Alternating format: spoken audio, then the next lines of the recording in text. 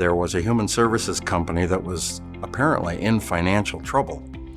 And when I was out at these human services meetings for my other job, the owner of the company sought me out, wondering if I would be interested in either coming to work for him or purchasing the company from him. And so that's kind of how it started. I didn't know whether I was going to be successful in it or not. So it was a whirlwind 3 weeks to closing. And before I know it, the deal was closed and we were left with a real live company. Basically, the 2,500-foot rule was an antiquated rule that was actually put in place to help people with impairments live in the community. It was a state law that superseded local zoning law.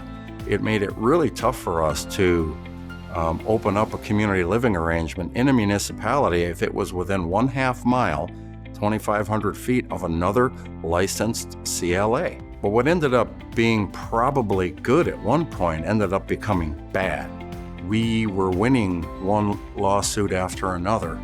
We had a big case that came down against the city of Milwaukee. That allowed us to basically open programs freely without the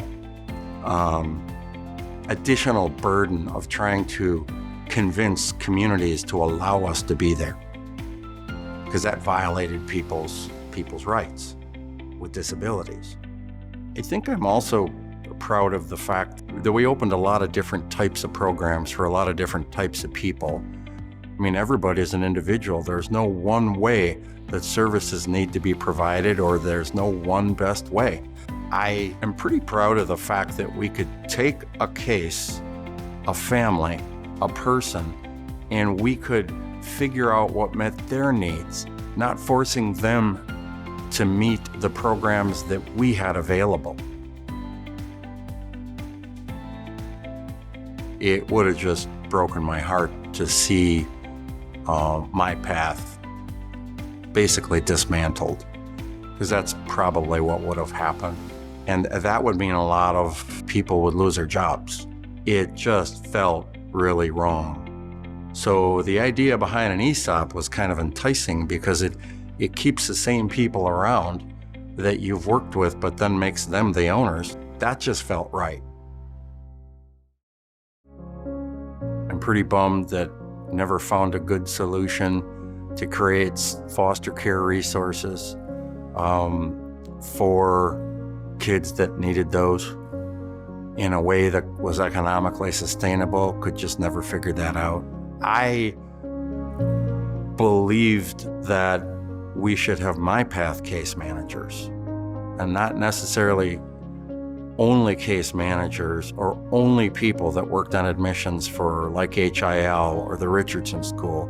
That MyPath could have and hopefully will develop an array of case managers for families that encompass both services that we can do, could do, or won't do. And if we don't do or won't do it, then develop the local resources and seamlessly plug it in to the delivery of the service for the family. That really bums me out that we could not figure that out.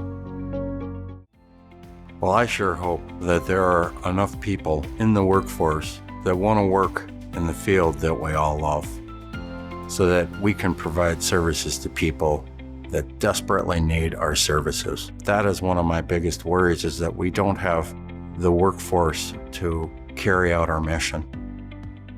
Well, I think MyPath is really special. The sum of all the parts is just incredible. The people that we have working at the organization, I mean, make life worth living as far as I'm concerned. It just becomes your life, because it's about not just the people you work with, but the people you care for. And it's about those families. And I don't want to sound corny about this, but you know, there's a lot of pain out there in our whole ecosystem. So when somebody enters our world, it's not necessarily because they want to be there.